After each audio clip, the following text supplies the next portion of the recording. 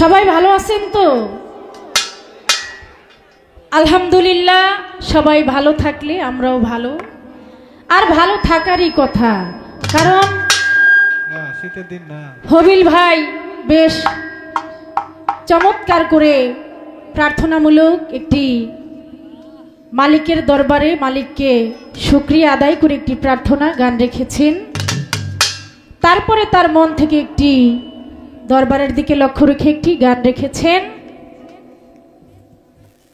তো আমার দাদা ভাই তিনি বললেন যে এই অত্র এলাকার মধ্যে নাকি দোহারি পছন্দ করে না। চমৎকার, আসলে আমি জানি, আমি তো ময়মনসিংহের মধ্যে অনেক গান করি, তো আমি জানি, কিন্তু কখনো এই কাজটি ট্রাই করে দেখি নাই। আজকে একটু দেখলাম পরীক্ষা করে যে আসলে এই ঘটনাটা কি আসলেই সত্য নাকি শুধুই মানুষের মুখে শুনি। তো আজকে একটু যাচাই করে দেখলাম যে আসলেই সত্য। সমস্যা নেই, আমি ডালিয়া দেওয়ান অনেক ক্ষুদ্র ছোট একজন গায়িকা, দু একটি গান যাই করে থাকি, কিন্তু দোহারি খুব কমই থাকে। ইউটিউবে যে গানগুলি রয়েছে অবশ্যই অনেকে দেখেছেন, তো সমস্যা নাই, দোহারি ছাড়াও গান গাইতে পারি। চেষ্টা করব আপনাদের মনের মতো না পারলেও পাশাপাশি যেন দাদা ভাইয়ের পাশাপাশি দু একটি গান, দু একটি আলোচনা, এবং আজকে যেহেতু এত সুন্দর দুটি পালা বন্টন করে দিয়েছেন কর্তাপক্ষ, তাদেরকে ধন্যবাদ জানাই। সেই পালা দুটি হলো গুরু এবং শিষ্য। আসলে বাবা, গুরু কিন্তু ঘরে ঘরে মিলে, শিষ্য মিলা বড় দায়। আমি মানুষই হতে পারলাম না, শিষ্য হব কিভাবে? তারপরেও শিষ্যের কিন্তু অনেক জ্বালা। শিষ্য ডানে গেলেও জ্বালা, বামে গেলেও জ্বালা, সামনে গেলেও জ্বালা, পিছে গেলেও জ্বালা। শিষ্যের কোনো জ্বালার শেষ নেই। তারপরেও যেহেতু কর্তার ইচ্ছায় কীর্তন, তারা যেই ধারাতে আমাদের উভয় শিল্পীকে দুটি ধারা দিয়েছেন, সেদিকে লক্ষ্য রেখে অবশ্যই চেষ্টা রাখব। আজকের যিনি গুরুর ভূমিকায় রয়েছেন, বাংলার সুনামধন্য গায়ক, আসলে তার গুণ, তার গান, তার জ্ঞান কোনো কিছুর কাছেই আমি নই, অতি সামান্য আমি। তিনি যদি আজকের এই রজনীতে আমাকে আমার প্রতি একটু সুদৃষ্টি রাখেন, এবং যারা গুরু বৈষ্ণব এখানে যারা মুরব্বিয়ান রয়েছেন, তারা যদি আমার প্রতি একটু দয়া রাখেন, মায়া রাখেন, আল্লাহর যদি রহমত থাকে, আমি চেষ্টা করব আমার শিষ্যের ভূমিকা থেকে দুই একটি গান রাখার এবং দু চারটি জানার বাসনা গুরুর কাছে রাখার চেষ্টা করব। যিনি গুরু, তাকে আজকে গুরুর ভূমিকায় রেখে সেই আমার গুরুর আসনে তাকে বসিয়ে তার চরণে একটি সালাম করে আমি আমার শিষ্যের ভূমিকা থেকে আমি আমার আসরের কাজ আরম্ভ করব। ধন্যবাদ।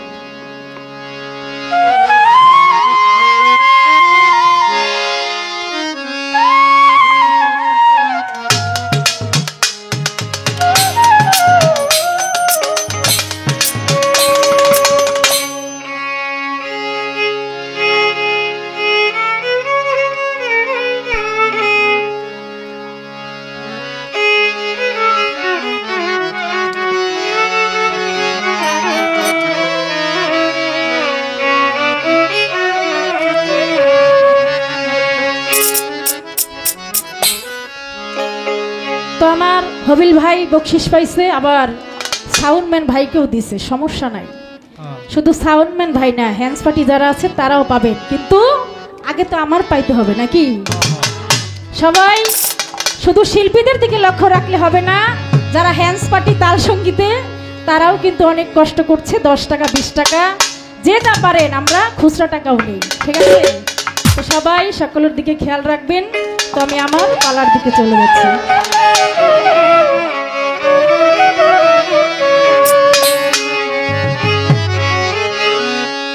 আমি জন্মের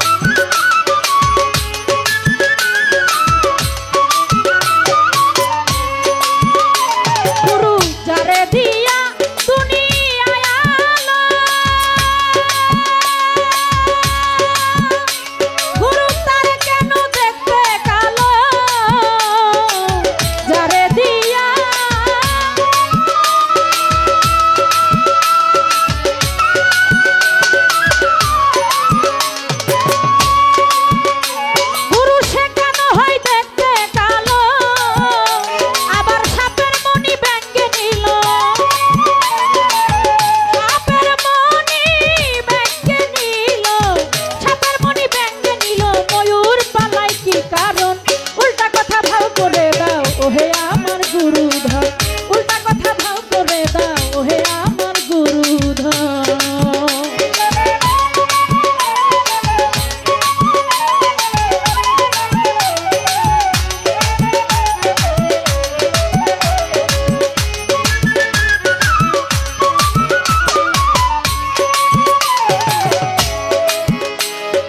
পিতার যেদিন মৃত্যু হলো ওরে মাই সেদিন যুবতী হলো পিতার যেদিন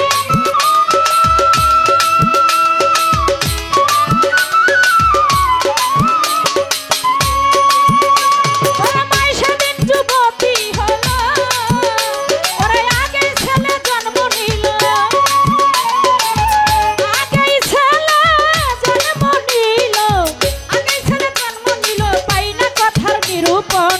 উল্টা কথা ভাও করে দাও হে আমার গুরুধর উল্টা কথা ভাও করে দাও হে আমার গুরুধর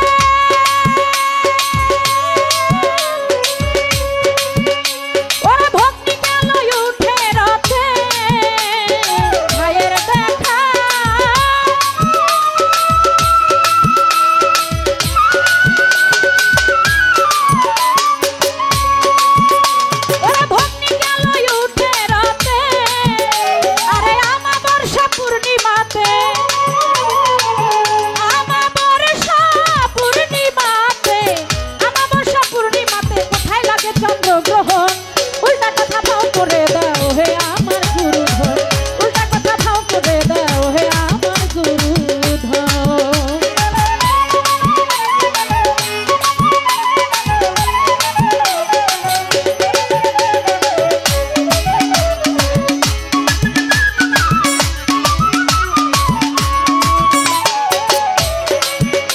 গুরু শিয়ালে শিখ সাপেরি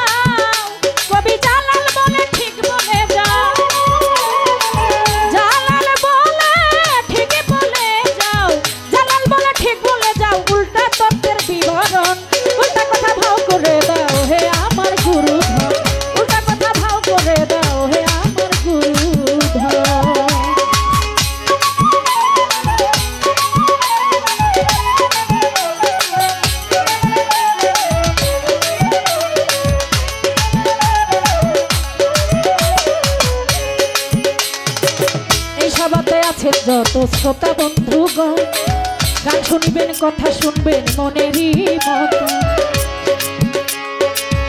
আর যদি মাঝে মধ্যে উঠা বসা হয় আর যদি মাঝে মধ্যে গন্ডগোল হয় কথাবার্তা হইলে কি বিচার গানে মজার বসে বসে হাত তুলিয়া করলে একটু তোয়া ওনাদের তোয়া পেলে হবে যে গান গাওয়া বসে বসে হাত তুলিয়া করলে একটু দোয়া আপনাদের দোয়া পেলে হবে যে গান গাওয়া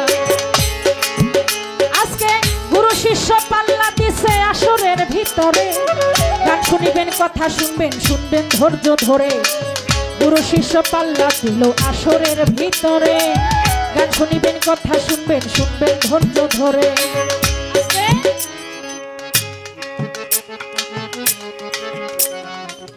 কবি জালালউদ্দিন খাঁ তার এই গানটির মধ্যে যেই বাণীগুলি তিনি লিখে গিয়েছেন এরপরে আর কোনো গুরুর কাছে প্রশ্ন রাখতে হয় না।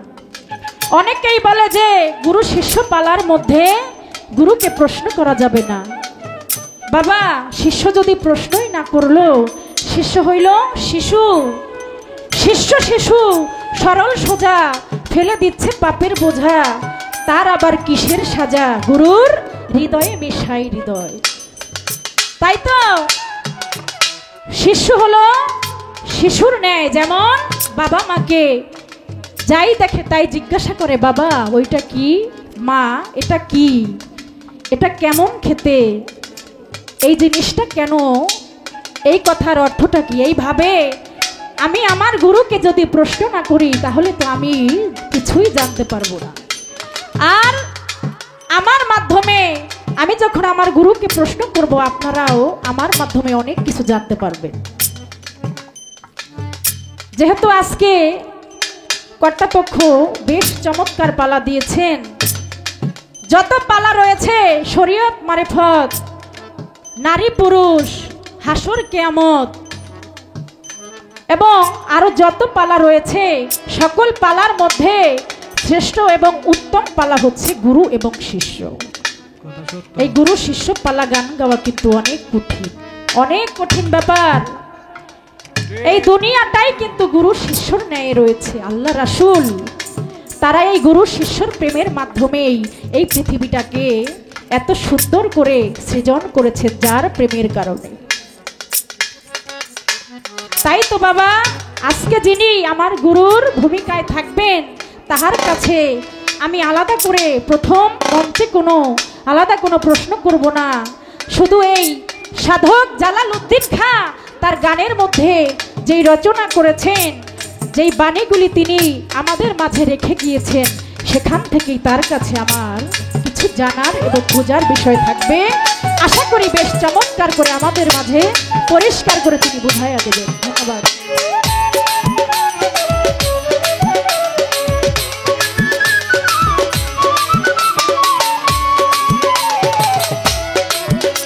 গুরু পিতার যেদিন মৃত্যু হলো,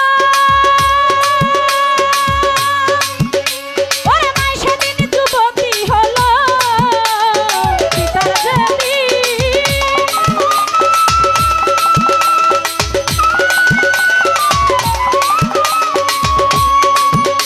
ওরে মাই সেদিন যুবতী হলো, আরে আগেই ছেলে জন্ম নিল, আগেই ছেলে জন্ম নিল, আগেই ছেলে জন্ম নিল, তাই না কথার নিরূপণ। উল্টা কথা ভাও করে দাও হে আমার গুরুধর, উল্টা কথা ভাও করে দাও হে আমার গুরুধর। আমি জন্মের আগে খাইতে গেলাম, জন্মের আগে খাইতে গেলাম, জন্মের আগে খাইতে গেলাম ভূতের বাড়ি নিমন্ত্রণ। উল্টা কথা ভাও করে দাও হে আমার গুরুধর, উল্টা কথা ভাও করে দাও হে আমার গুরুধর, উল্টা কথা ভাও করে দাও হে আমার গুরুধর, উল্টা কথা ভাও করে দাও ও হে আমার গুরুধর।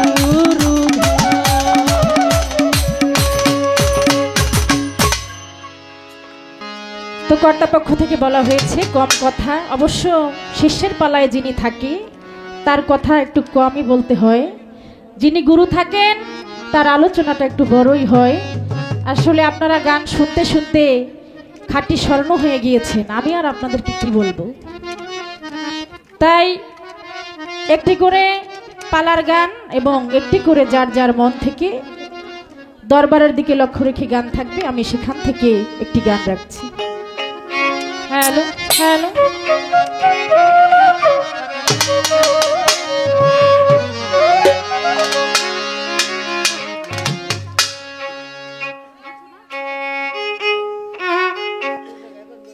আমার আর কিছু লাগে না ভালো, কুদ্দুস চিশতি তুই ছাড়া।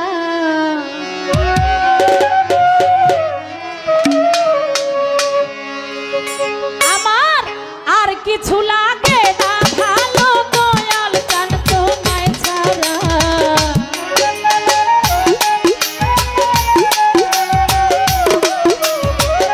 আর কিছু লাগে না ভালো, রাজ্জাক চিশতি তোমায় ছাড়া।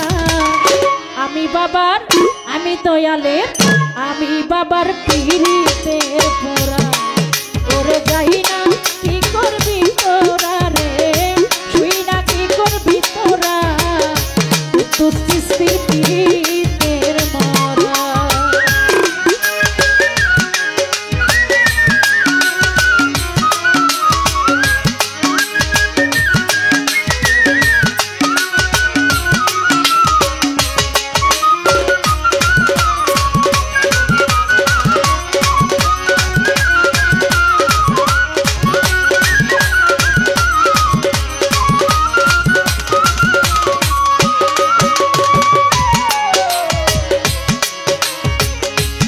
সুলতান সার ওই রূপ যেদিন দেখলাম নয়নে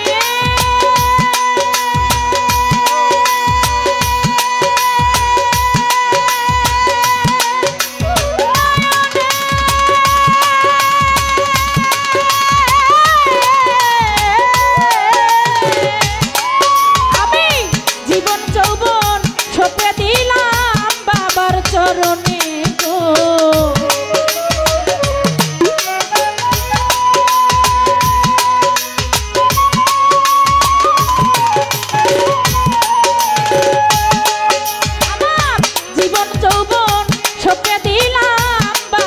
চরণে গো কেমন যেন হইয়া গেলাম বাবার প্রেমে পইরা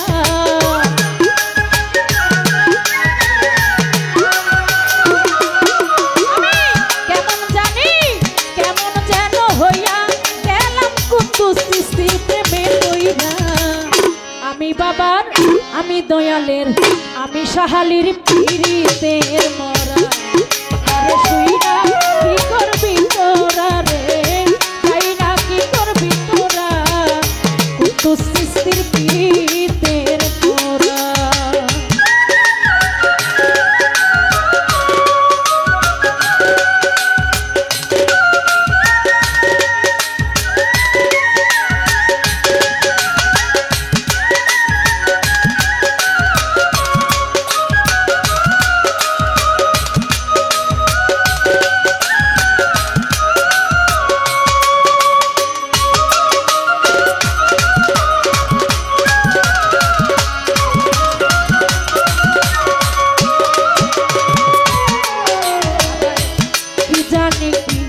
করলায় আমারে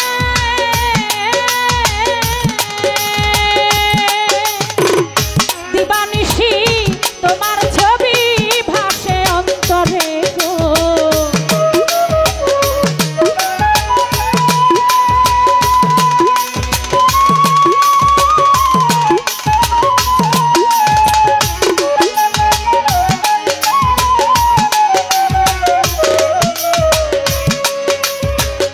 রাজ্জাক সৃষ্টি কি যেন কি যেন কি করলো আমারে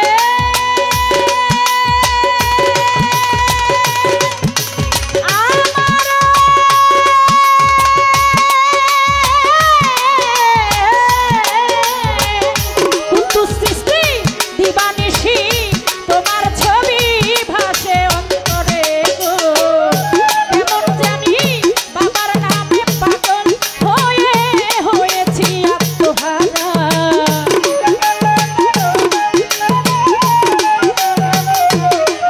আমি সাহালির নামে সুলতান শাহ নামে পাগল হয়েছি আত্মহারা আমি বাবার আমি দয়ালের আমি সাহালির আমি সুলতান শাহ কুদ্দুস বাবার পীড়িতের মরা আরে শুই না কি করবি তোরা রে যাই না কি করবি তোরা রাজ্জাক চাঁদের পীড়িতের মরা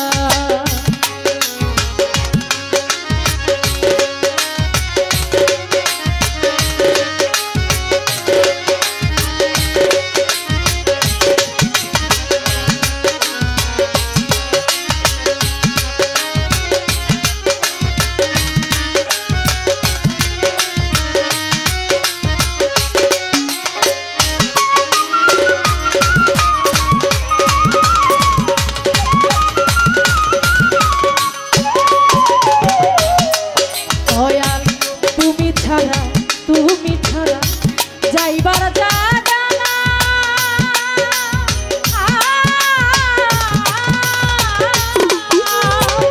তোমার ওই চরণে বান্ধব দিও আমায় ঠাই গো।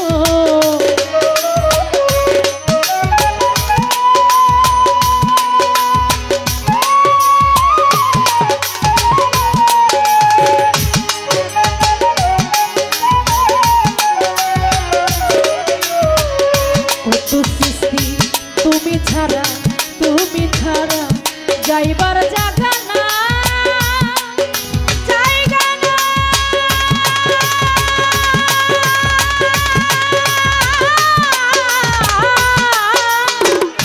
তোমার চরণে বান্ধব দিও আমায় ঠাই গো। হে মায়ের আর কিছু নাই মান্নান জান তুমি ছাড়া।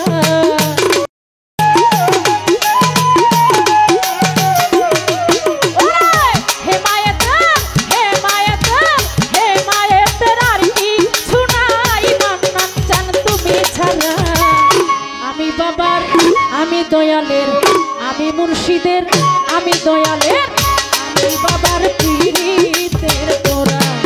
আর যাই না কি করবি তোরা রে, বুঝা কি করবি তোরা, আমি দয়ালের পীড়িতের মরা।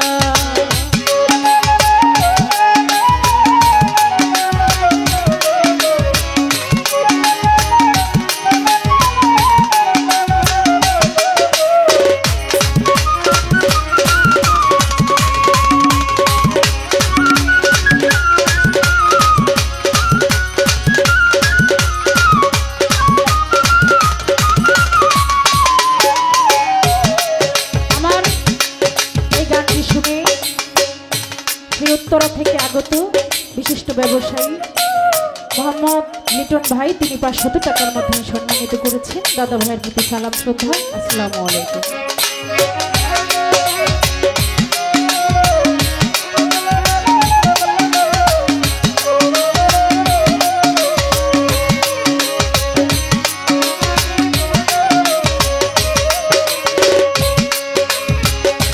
ও দয়া কি যেন কি করলাই আমারে,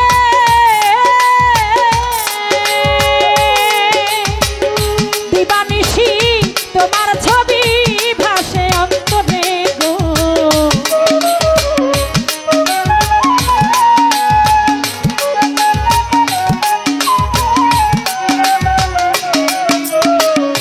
রাজ্জাক সৃষ্টি কুদ্দুস সৃষ্টি কি যেন কি করলাই আমারে,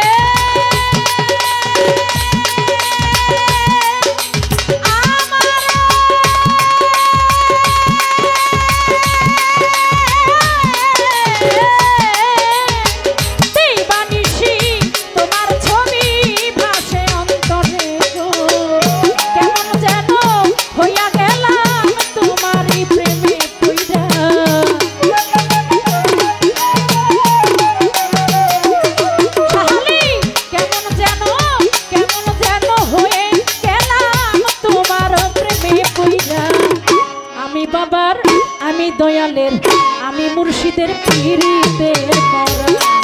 আরে শুই না কি করবি তোরা রে, চাই না কি করবি তোরা, আমি দয়ালের পীড়িতের মরা। আমার আর কিছু লাগে না ভালো, দয়াল জান তোমায় ছাড়া।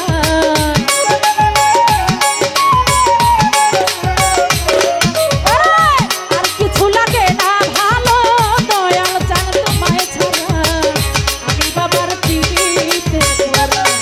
আর যাই না কি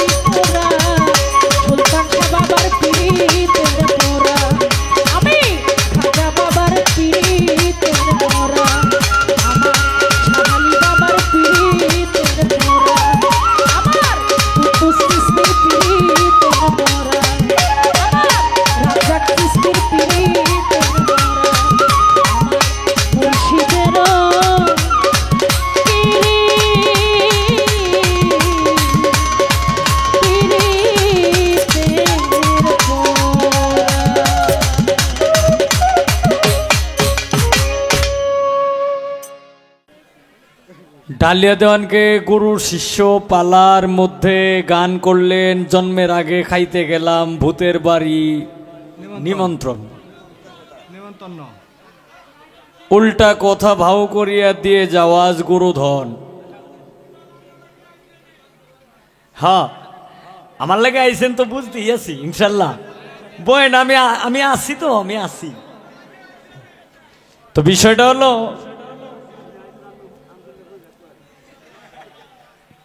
ডালিয়া দেওয়ানকে আমি বলবো গানটা অতি সুন্দর করছো, কবি জালালউদ্দিন সাহেবের গান। জন্মের আগে খাইতে গেলাম ভূতের বাড়ি নিমন্ত্রণ, এগুলি আমি যখন ছোট ছিলাম, এখনো তো ছোট মানুষই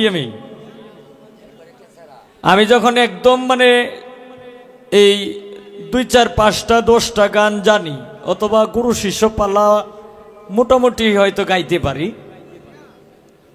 এই সময় এগুলি গান শুনতাম, শূন্য শিখতামও, অন্যেরারে জিগাইতাম। আবার আমার বাগে গুরুর পালা পড়লে আমারেও জিগাইতো, তখন কইতাম। তো আজকে অনেক দিন পর তোমার মুখ থেকে গানটা শুনলাম। এখন এই গানের কথা, এই গানের অর্থ বিশ্লেষণ কি আমার মনে আছে কিনা, এটা নিয়েও তো একটু সন্দেহের মধ্যে আছি। অসুবিধা নাই। জন্মের আগে খাইতে গেলাম ভূতের বাড়ি নিমন্ত্রণ, এরা চাটাও খাইতে থাকুক, আমি এই সুযোগে মানে উত্তর দিলাই নাকি।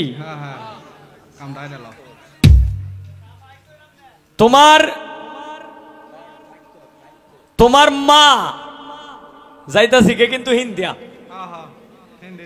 তোমার মা যখন গর্ভবতী ছিল, ধরো তুমি তোমার মায়ের গর্ভে ছিলা, তখন তোমার মায় যেখানে গেছে এখানে তুমিও গেছো। কি একটা মানুষ যদি এলা ছেলেই হোক আর মেয়েই হোক, কয় না যে 7 মাসের গর্ভ, 8 মাসের গর্ভ, 6 মাসের গর্ভ, এরকম কয় না, মাস চাইতে তাহে আর কইতে তাহে। তে তোমার মা যে সময় গর্ভ অবস্থায় ছিল, ধরো তুমি গর্ভে ছিলা, তখন তোমার মা তোমার মার বাপের বাড়িতে গেলে হেইনো তুমি গেছো, যেহানেই গেছে এই নেই তুমি গর্ভ অবস্থায় গেছো। তোমার মা যা খাইছে তা তুমিও খাইছো। এখন এটা কেমনে খাইছো, এটা একটা পাওয়া গেছে, মানে এই আধ্যাত্মিক বিষয়াদি গাটলে পাওয়া যায়। এটা আল্লাহর কুদরতে নার দিয়ে তুমি গ্রহণ করছো, নার দিয়া। এইটারে বলছে যে জন্মের আগে খাইতে গেলাম ভূতের বাড়ি নিমন্ত্রণ, উল্টা কথা ভাও করিয়া দিয়ে যাও গুরুধন। এখন তুমি যে গর্ভ অবস্থায় ছিলা, তুমি এখন তো এই মানুষ ডাক্তারের কাছে যায় আলটা করলেই কুয়েল তারে কিতাব হইব। হ্যাঁ, আবার কোনোটি আবার মিলেও না, উল্টাও কিন্তু হয়ে জায়গা। তা আগে কিন্তু এরকম কোন সিস্টেম ছিল না। সিস্টেম যেহেতু ছিল না, এই কারণে জালালউদ্দিন কার গানের মধ্যে তোমারে বানাইছে ভূত, আর এই তোমার মারে বানাইছে হইল গর্ভবতী। যারে দিয়া দুনিয়া আলো, সে কেন গো দেখতে কালো। এটা আমার দিয়ে আমি দেখাই, তোমারে দিয়ে দেখাইলে দেখায় দরকার নাই, দোষটা আমার উপরেই থাক। যেমন আমি কিন্তু চোখকে একটু কম দেখি, আমার এটাতে মোটামুটি ভালো দেখা যায়, আর এটা তো আল্লাহ রহমতে একেবারে ক্লিয়ার ভাবে একটা হুটাও দেওয়া যায় না। তুমি দেখবা, একটু খেয়াল করে, আপনারাও একটু খেয়াল করে দেখেন, আমার চোখের যে জ্যোতি কিন্তু মানে একটা কালো আর একটা কিন্তু সাদা। এখন যে চোখের জ্যোতিটা কালো, এটা দিয়ে কিন্তু পৃথিবীর আলো দেখা যায়। যারা ক্লিয়ার ভাবে দেখে এদের চোখের জ্যোতি হচ্ছে কালো। এই কারণে সাধকের গানের ভাষায় বলছে যে যারে দিয়ে দুনিয়া আলো, সে কেন গো দেখতে কালো। সাপের মণি ব্যঙ্গি নিল, ব্যঙ্গি মানে ব্যঙ্গি তৈল মানে স্ত্রীলিঙ্গ। সাপের মণি ব্যঙ্গি নিল, ময়ূর পলায় কি কারণ। সমস্ত পেখমের চাইতে কিন্তু ময়ূর আর ময়ূরীর পেখম কিন্তু বিশাল সুন্দর। এই ময়ূর আর ময়ূরীর পেখম যখন শেষ হয়ে যায় তখন এই যে এটার জায়গা তাই না, মনে মনে কয় যে তোর কাজে তুই যা, আমার কাজে আমি যাই। আচ্ছা গেল এইটা।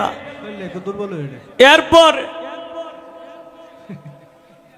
বাবার যেদিন মৃত্যু হলো সেদিন মা যুবতী হলো।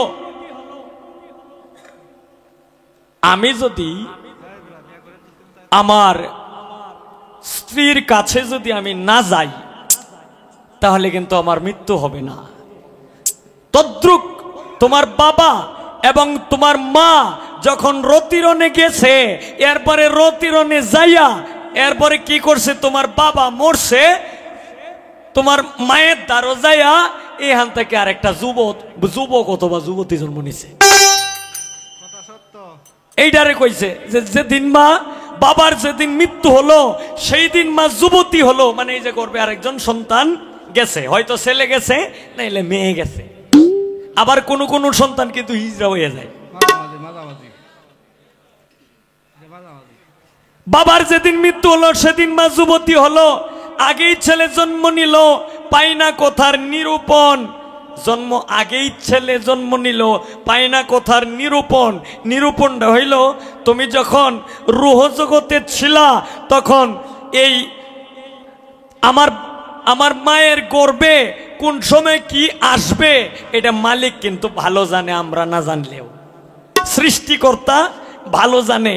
এই কারণে বলা হচ্ছে যে আগেই ছেলে জন্ম নিল, পাই না কথার নিরূপণ। সমস্ত রুহু যখন একসঙ্গে সৃষ্টি করছে তখনই কিন্তু ভাগ ভাগ করেই কিন্তু পৃথিবীতে পাঠাইছে যে কার গর্ভে কোন রুহুটা দিব। ঠিক এই যে গেল এইটা। এরপরে ভাইয়ের দেখা হলো পথে, ভগ্নি উঠে গেল রতে, অমাবস্যা পূর্ণিমা গঠে, কোথায় লাগে সেই চন্দ্র গ্রহণ। এখন চন্দ্র এবং সূর্য মাঝে মাঝে শুনি যে বৈজ্ঞানিকরা কয় যে চন্দ্র এবং সূর্য গ্রহণ হবে।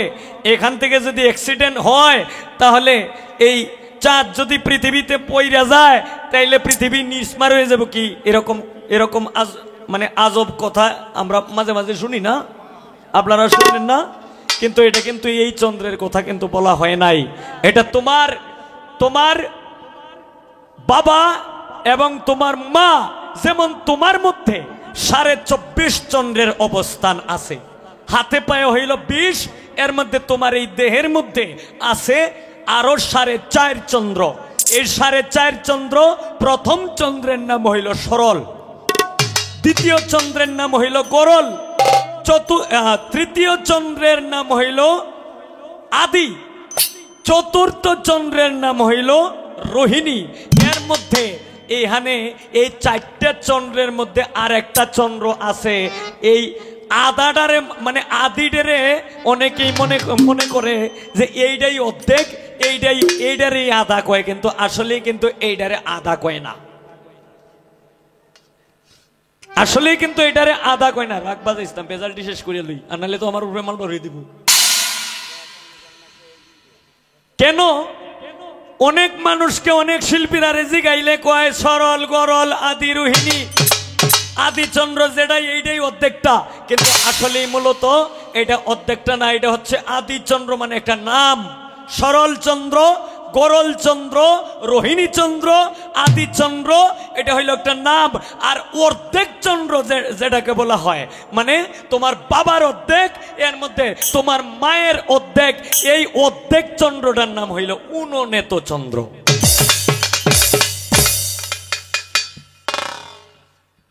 এই অর্ধেক চন্দ্রটার নাম হইল উননেত চন্দ্র।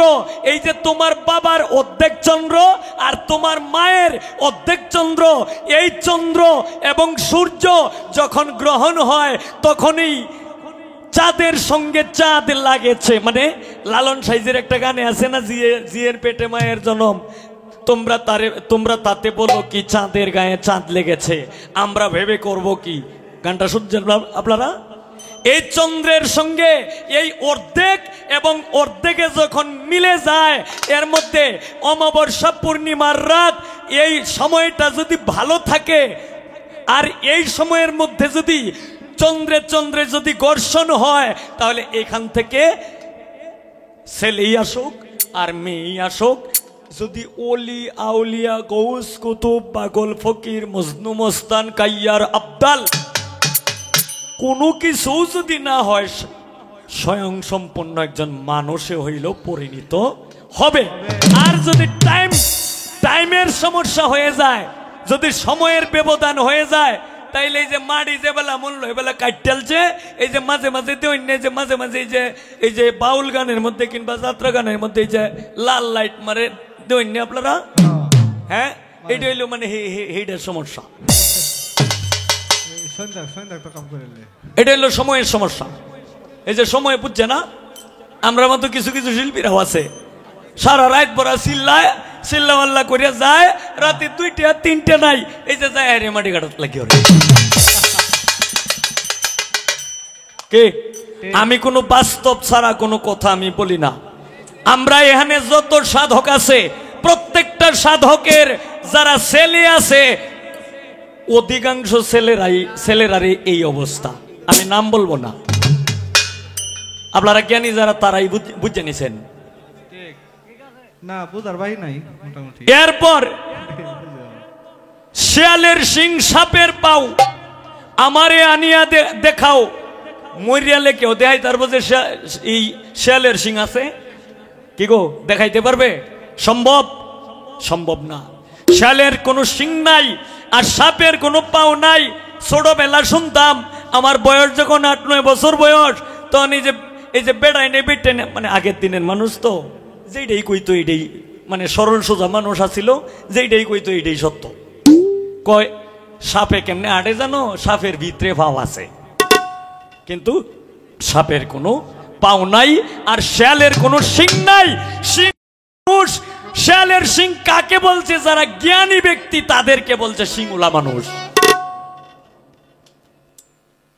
এটাকে বলছে যে শিয়ালের শিং সাপের পাও আমারে আনিয়া দেখাও, জালালে কয় ঠিক বলে দাও, উল্টা তত্ত্বের বিবরণ, উল্টা কথা ভাও করিয়া দিয়ে যাওয়াজ গুরুধর। শেষ করে দিলাম। আরো অনেক কথা বলা যায়, তবে আমি এত সময় নষ্ট করতে চাই না। অনেকটা গান গাই, এরপরে আমারে প্রশ্ন করে, অবশ্যই সে এতটুক শিখছে বুঝলেই কিন্তু আমার প্রশ্নটি করতেছে, এতটুক শিখছে বিদায় কিন্তু আমাকে প্রশ্ন করতেছে। হয়তো এই তার উস্তাদের কাছ থেকে শিখছে, নাইলে জ্ঞানী ব্যক্তিদের কাছ থেকে শিখছে। যদি জ্ঞানী ব্যক্তির আর গান না শুনতো তাইলে তো আর এই গানটা গাইতে লয় না। এই গানটা গাইছে মানে প্রশ্ন করছে, মানে যাতে অন্তত আধা ঘন্টা 1 ঘন্টার সময় যাতে আমার লাগে, তারও যাতে জানটা একটু বাঁচে। কিন্তু আধা ঘন্টাও লাগবে না, 20 মিনিটও লাগবে না, ইনশাল্লাহ 10 মিনিটেই ফিনিশ।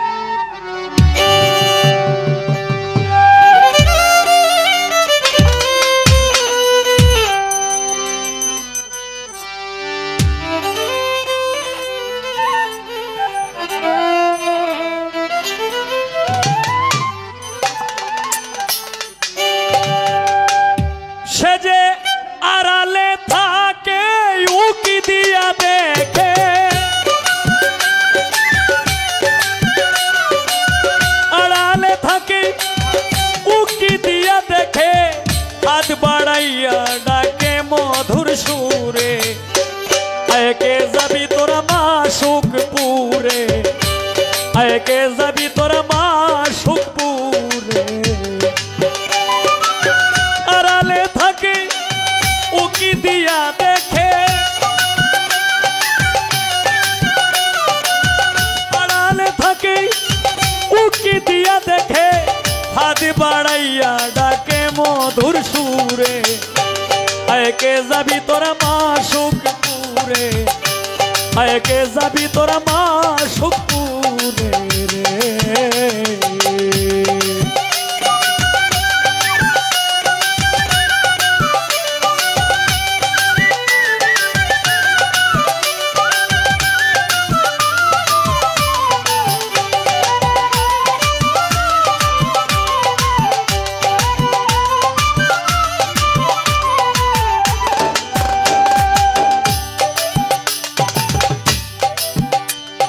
মনরে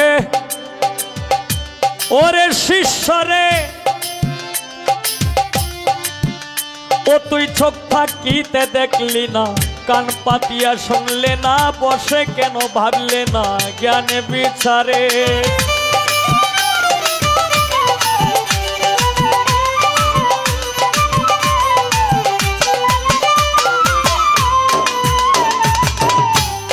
মনরে ও তুই চোখ পাখিতে দেখলে না, কান পাতিয়া শুনলে না, বসে কেন ভাবলে না জ্ঞান বিচারে। ও তুই পরে রইলে ভুলে বন্দি মায়া জালে, পরে রইলে ভুলে বন্দি মায়া জালে, একদিন কাঁদিবে বসে ঘোড়া দাঁড়ে। আয়কে যাবি তোরা মা সুখপুরে, আয়কে যাবি তোরা মা সুখপুরে রে।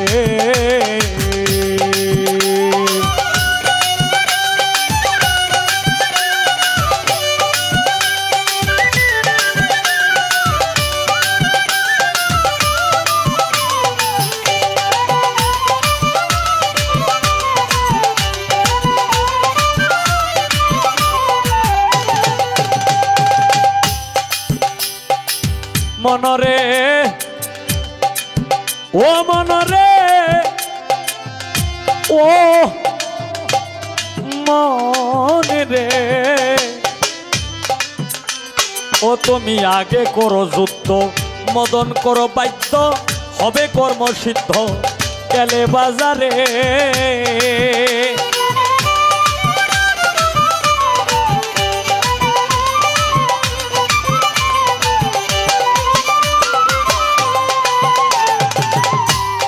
মনরে তুমি আগে করো যুদ্ধ, মদন করো বাধ্য, হবে কর্মসিদ্ধ গেলে বাজারে। তুমি সাধন করলে রতি, মিলবে পন্থের গতি, সাধন করলে রতি, মিলবে পন্থের গতি, এশকের বাতি জ্বলবে তোমার ঘরে। আয়কে যাবি তোরা মা সুখপুরে, আয়কে যাবি তোরা মা সুখপুরে রে।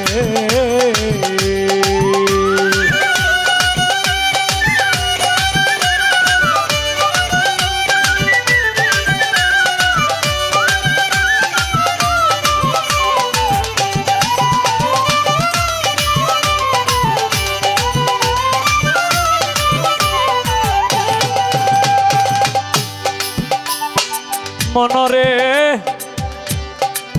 ওরে শিষ্য দেখো, হায় রে পোড়া জিনিস পুরে না, জলের সঙ্গে গলে না, মাটির সঙ্গে মিশে না কোটি বছরে।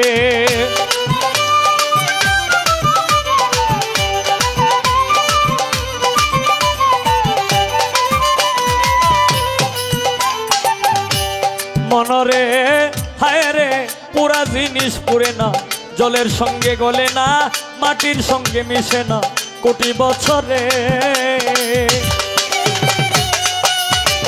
দিয়া বন্ধে দেখা বানাইয়া সকা,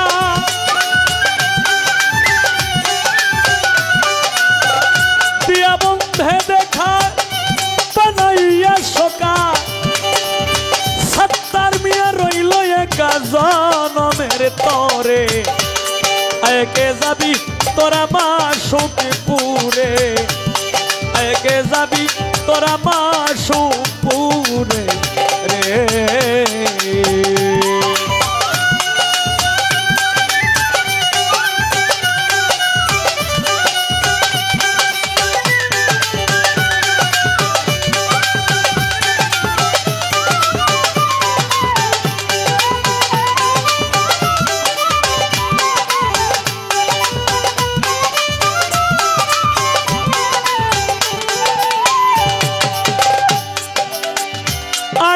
থাকে উকি দিয়া দেখে,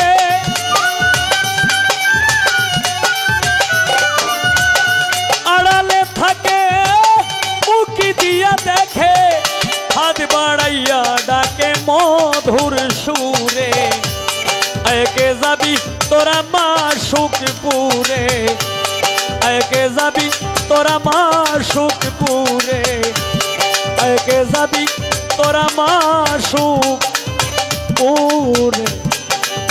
রে।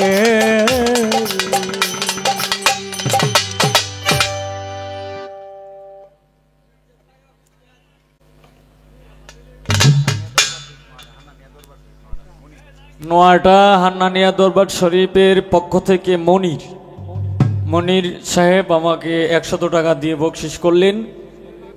ধন্যবাদ। শ্যামগঞ্জ থেকে আগত গীতিকার শফিক ভাই এখানে আসছেন, ওনার কাছে সালাম। এর মধ্যে ডালিয়ার বোধহয় বন্ধু না ভাই লিটন সাহেব, এই উত্তরা থেকে আগত, ওনাকে মনে হয় আমি দেখছি না, না দেখলেও সালাম আসসালামু আলাইকুম। তো ধন্যবাদ। এখন একটি বিচ্ছেদ গান মানে শুরু করিয়া দিই নাকি? একটা পালার চলুক আর একটা বিচ্ছেদ চলুক, মানে দুটোটা মিলাই চলতে থাক। তো এখন এই প্রশ্নবোধক গান যেহেতু রাখছে, আমি তো আর তারে কোনো প্রশ্নবোধক গান রাখতে পারি না, আর তারে কিন্তু আমি কোনো কিছু প্রশ্ন হার্ড কোনো প্রশ্ন কিন্তু আমি করতে পারি না, কারণ এটাও কিন্তু আমার জন্য রাইট হবে না। তো হয়তো সরু সরার কিছু পরীক্ষা নিরীক্ষা আছে, কারণ যেহেতু মানে প্রাইমারি স্কুল থেকে যেহেতু হাই স্কুলে আইসে, তো অবশ্যই না পড়া কিন্তু আইসে না, তো কাজেই আমি হাই স্কুলের পরীক্ষাও কিন্তু আমি করব না, আমি প্রাইমারি স্কুলের পরীক্ষাই তারে আমি করব। তুমি একটু বলবে পৃথিবীতে তোমার মতো একজন শিষ্য ছিল, মানে অন্ধ শিষ্য। অন্ধ শিষ্য কেমন, মানে না দেখে আর কি, না দেখে অন্ধ শিষ্য ছিল। এই শিষ্য জানতো শিষ্যের বয়স, শিষ্য হইল আগে জন্ম নিছে, আর যার কাছে সে বায়াত গ্রহণ করবে সে জন্ম নিছে অনেক পরে। কিন্তু এই শিষ্য সে জানতো যে অমুক নামে একজন গুরু পৃথিবীতে আসবে, আসলে আমি তার হাতে হাত ধরে আমি আত্মসমর্পণ হব। আমি একটু জানতে চাই, গুরুর নাম বলার দরকার নাই, এই যে শিষ্য যে জানতো তার গুরু আসবে, এর মধ্যে গুরুর চাইতে বয়সে অনেক বড় হইল শিষ্য, কিন্তু এর পরেও সে মনে মনে একটা ধারণা করছে যে আমার গুরুজি আসবে পৃথিবীতে, জন্ম নেবে, জন্ম নেওয়ার পরে যখন প্রাপ্তবয়স্ক হবে তখন তার হাতে হাত ধরে আমি বায়াত হব, আমি তার কাছেই আত্মসমর্পণ করব। আমি একটু জানতে চাই এই শিষ্যটার কি নাম, এর মধ্যে তার পরমায়ু কত?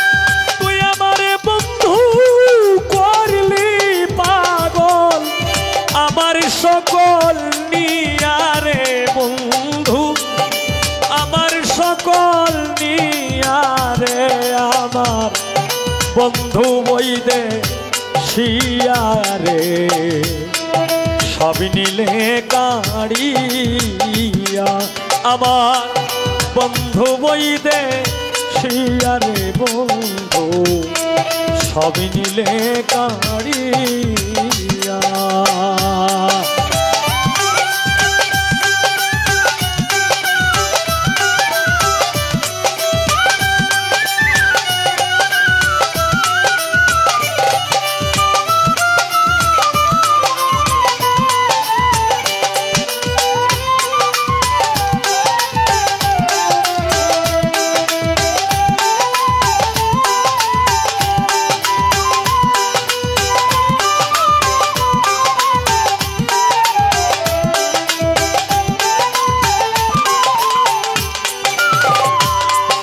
দেখাই বাড়ি জিনিস হইলে আমি দেখাইতাম চিড়িয়ারে হৃদয়টা দেখাইতাম চিড়িয়া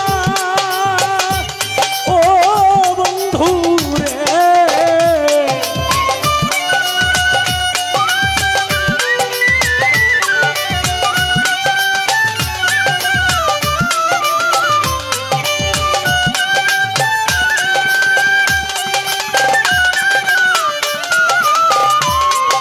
দেখাই বাড়ি জিনিস হইলে তোরে দেখাইতাম চিড়িয়া আমি বিলাই বাড়ি জিনিস হইলে দিতাম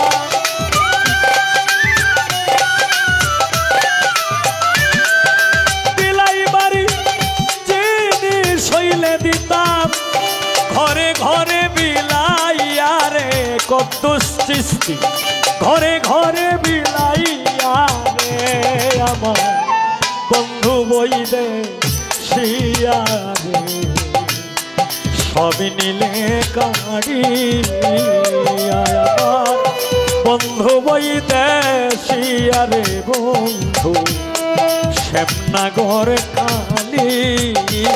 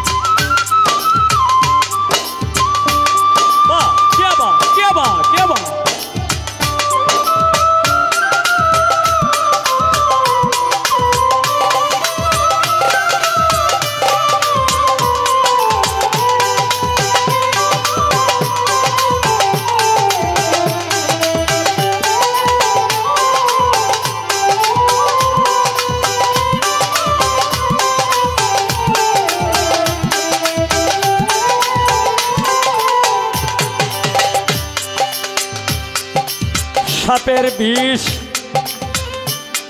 ঝরলে নামে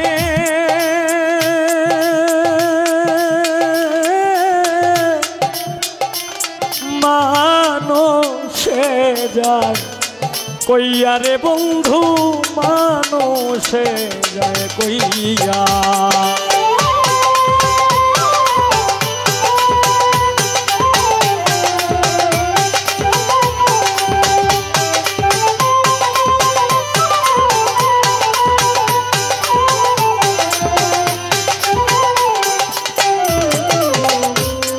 সাপের বিষ ঝরলে নামে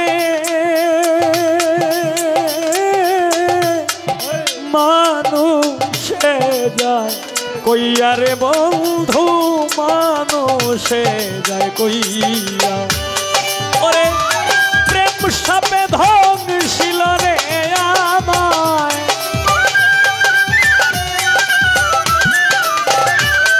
প্রেম সাপে ধ্বংসিল আমায় কলিজা সে নিরাইয়া রে বন্ধু কলিজা সে নিরাইয়া রে আমার বন্ধু বইরে শিয়া রে সবই নিলে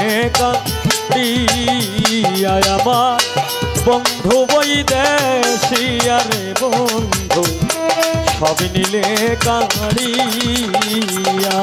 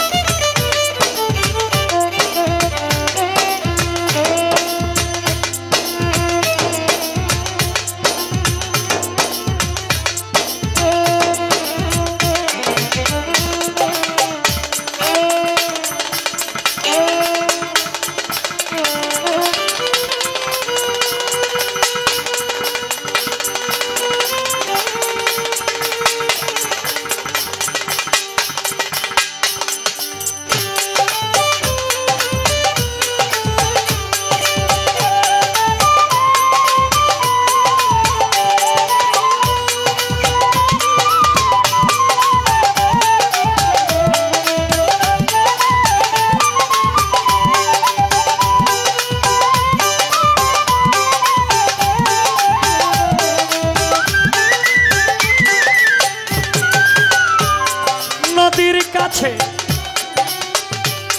কইলে দুঃখ নদী ওরে নদী চলো যায় শুকাইয়া ও বন্ধু রে।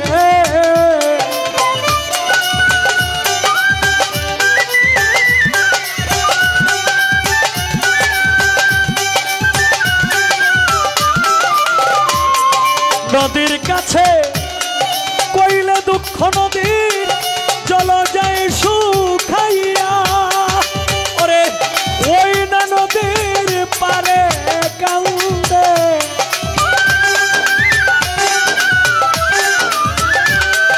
ওই না নদীর পারে বসে কান্দে কাঙ্গাল তাহের মিয়া রে বন্ধু কাঙ্গাল তাহের মিয়া রে আমার বন্ধু বইরে শিয়া রে সব নিলে কাঁড়ি আমার বন্ধু বইরে শিয়া রে বন্ধু সব নিলে কাঁড়িয়া ওরে তুই করলি পাগল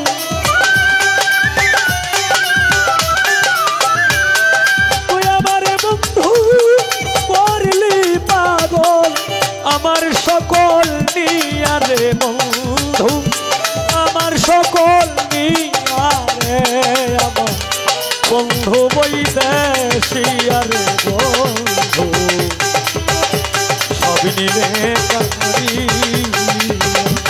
আমার বন্ধু বৈদেশিয়া রে বন্ধু